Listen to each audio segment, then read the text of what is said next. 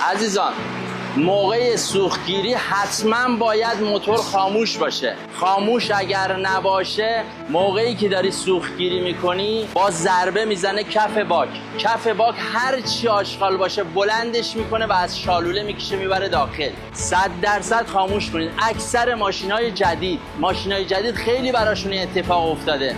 حالا این ما میگیم با 70-80 تومن 100 تومن پمپش تعمیر میشه. این چی؟ حواستون باشه موتور باید خاموش باشه و اینکه هر 2 هفته یه بارم پیچ تخلیه زیر باکو یا لجنگیر یا آبگیری که معنا داره اونو بازش کنین تخلیه بکنین.